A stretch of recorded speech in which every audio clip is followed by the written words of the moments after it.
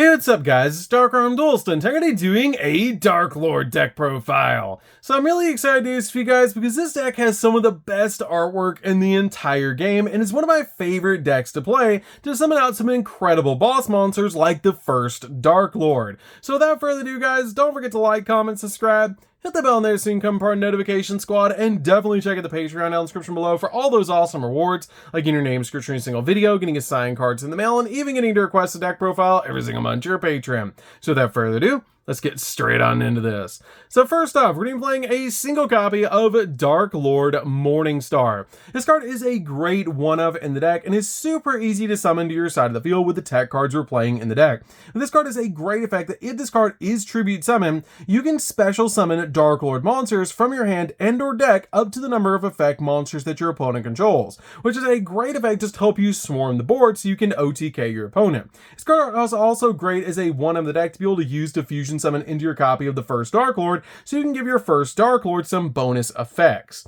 We then play 3 copies of Darklord A Shell. Darklord A Shell is a definite 3 of in the deck, and a lot of your Darklords actually share a common effect that you have the ability that during either player's turn you can pay 1,000 life points and then target one Darklord spell or trap card in your graveyard and apply that target's effect, then shuffle that target into the deck, which is a great effect to be able to use in the deck to be able to basically shuffle back your resources back into the deck and also be able to activate some extremely powerful effects. But this card's unique ability is that you can discard this card and a Darklord card to be able to draw 2 cards, which is an insane effect about this card because this deck has some really good draw power. We then play a single copy of Darklord Nirgal. Nirgal is a definite one of the deck that gives all your fairy monsters piercing damage, which is a great effect to be able to use, and it also shares the effect just like your copy of A Shell to be able to shuffle back your spells or traps into the deck that are Darklord spells or traps and then apply their effects. We then play 2 copies of Darklord Naston. Darklord Naston is great because it can actually special summon itself to your side of the field, because you can discard 2 other Darklord cards to be able to special summon this card from your hand, which is a pretty good effect. We then play just a single copy of Darklord Ominous. I feel like 1 is totally fine in this deck, but I don't feel like you need any more than a single copy of this card. Now, all of these Darklord monsters except for Morningstar actually share that effect, that you can actually pay 1,000 life points, shuffle a Darklord spell or trap back in the deck, and then apply the effect, which is really cool. I love that about these cards, and they're just really good as these numbers in this build. We then play 3 copies of Darklord Superbia. Superbia is a definite 3 of in this build, and it's really good because this card is basically Monster Reborn, that when this card is special summoned from the graveyard, you can actually target a fairy type monster in your graveyard, except a copy of Darklord Superbia, and special summon that target. This card is a definite 3 of in the build because we're running cards like Trade-In in the build, but the only downside to this card is that it's a win effect, so it actually can miss timing, which is a little bit of a downside. For example, when you actually activate your copies of A Shell, for example, to be able to shuffle back Darklord Contact into the deck, which is a Monster Reborn, and you bring back your copy of Darklord Superbia, since it's not the last action putting that card on the field, you'll actually miss timing, which is a little bit of a downside. But if you just activate your copy of Darklord Contact and bring back Superbia off the effect of Darklord Contact, it will actually go off to give you that extra monster on your side of the field, which is just really good. This card is still a definite 3 of in the build. We then play a single copy of Darklord Zerato. Darklord Zerato is basically like Regeki because it has the ability to send a dark monster from your hand to the graveyard to destroy all monsters that your opponent controls, which is a really good effect. We then play 3 copies of Indulged Darklord. Indulged Darklord is a definite 3 on the deck and one of the best normal summons in the entire build, because this card has the ability, if this card is normal or special summon, you can take 2 Darklord monsters from your hand or deck with different levels except Indulged Darklord and special summon one of them to your opponent's field and defense and add the other to your hand, which is a great search for this deck to be able to grab cards like Darklord Morningstar directly from your deck so you can go into the first Darklord. We then play 2 copies of Darklord Ukobak. Ukobak is a walking Foolish Burial, which is really good because if this card is normally special summon, you can send a Darklord card from your deck to the grave, and this card is great to be able to give to your opponent off Indulge Darklord's effect. We then play 3 copies of Angel 01. Angel 01 is insane in the deck to combo with your copy of Indulge Darklord, because this card actually special summons itself to your side of the field by just revealing a level 7 or higher monster in your hand, and when this card is special summoned and it's on your side of the field, you can tribute summon a level 7 7 or higher monster in attack position during your main phase, in addition to your normal summoner set. So a really cool combo for this deck is to normal summon out your copy of Indulged Darklord, give your opponent Uka back, and grab Morningstar from deck to hand. If you already have the Angel 01 in the hand, you can then reveal your copy of Morningstar to be able to special summon that Angel 01, and since it gives us an additional normal summoner set for a tribute summon, you can then tribute Indulged Darklord and Angel 01 to summon out your copy of Darklord Morningstar, which then, since your opponent has Uka back on the field, will give you an additional monster like a copy of a shell, which is a really good effect to be able to use in this deck, and it's just great in this particular build to be able to combo off like that with those cards. We then play 2 copies of Arklord Christia. Arklord Christia is just really good as a 2 of the build, because it locks down both players from special summoning, so we can establish our field first in this deck, and then be able to put this card on the field to lock down your opponent from special summoning. And it's also very easy to special summon to your side of the field, because all you have to do with this card is have exactly 4 fairy type monsters in your graveyard, which is very easy to do, and then you can special summon this card to your side of the field. You can also tribute summon it the same way that I just explained the copy of the Darklord Morningstar combo, if you already have it in your hand and you have Indulged Darklord and Angel 01, because then you can just tribute summon it out to your side of the field instead of Morningstar, which is still pretty cool. So that's it for the monsters, guys. Let's get into the spells.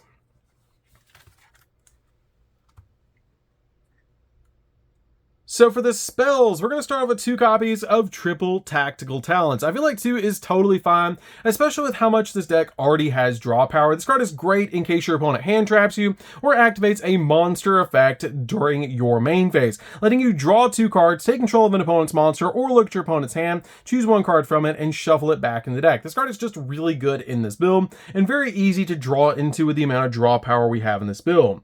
We're then playing 3 copies of Banishment of the Darklords, which is almost better than Rhoda. This card is insane because it lets you add any Darklord card from your deck to your hand, not just monsters, which is just super cool about this card, that it lets you dig into the deck and grab anything that you need, which is just super cool about this card. We then play 3 copies of Darklord Contact. Darklord Contact is a definite 3 on this build. This card is the Monster Reborn of the deck, which is just super cool, and this card has the ability to special summon a Darklord monster from your graveyard in defense position, which is really cool about this card.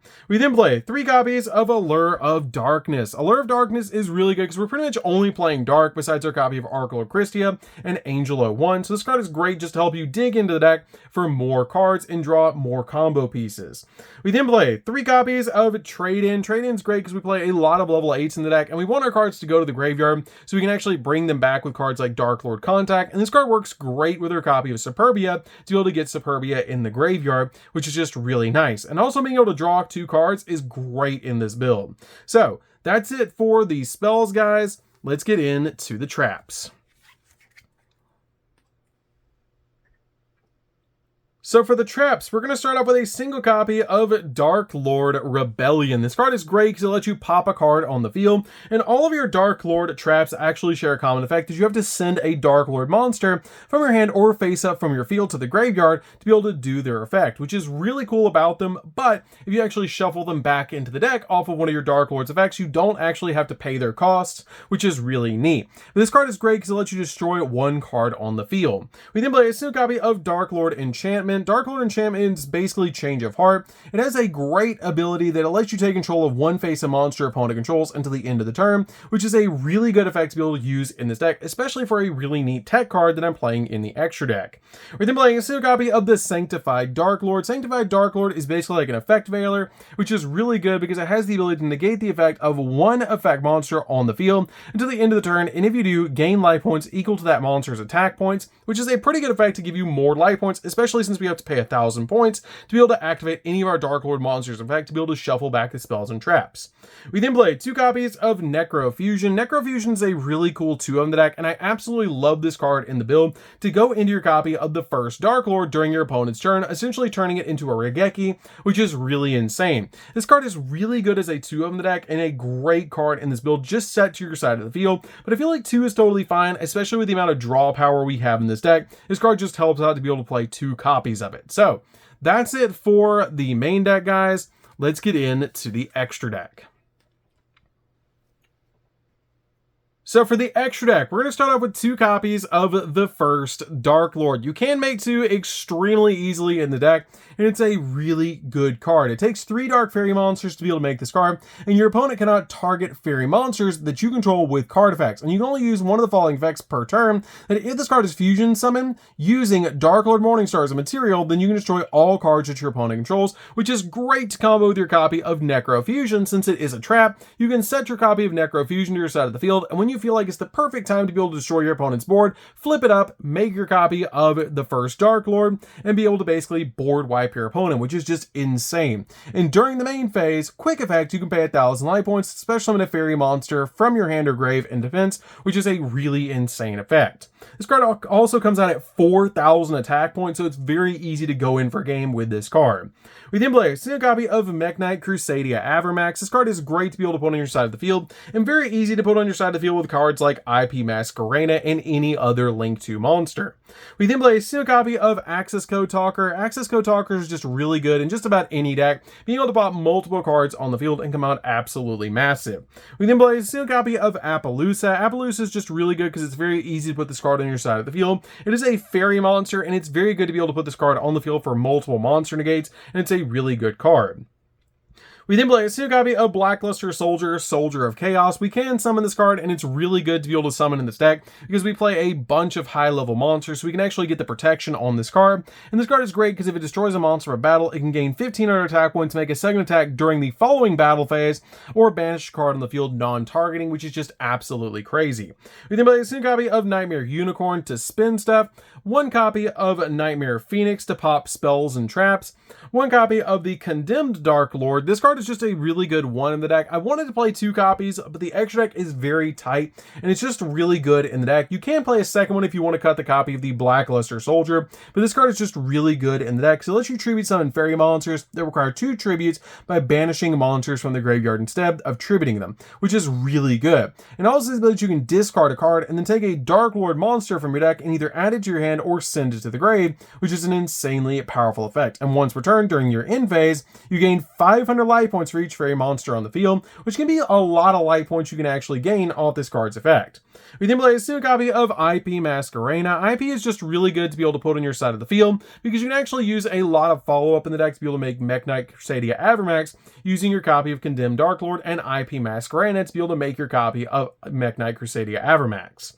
We then play a single copy of the Zombie Vampire. This card was really good to combo with your copy of Darklord Enchantment, which is just really insane that you can take an opponent's monster, or even with triple tactical talents, you can take an opponent's monster, put a copy of Superbia on your side of the field, and then literally use any monster your opponent controls to be able to go into this card. Because if you use a monster with a level that is owned by your opponent, for this card's XZ summon, you can treat it as a level 8, which is really good. And neither player can target this card with card effects of special summon monsters, except those special summoned from the graveyard. And you can also detach a material from this card, and each player sends the top 4 cards of their deck to the graveyard. Then, if any monsters were sent to the graveyard by this effect, you can special summon one of those monsters to your field, which is really good because we can special summon out one of our Darklord monsters out of the graveyard because we play so many monsters in this deck.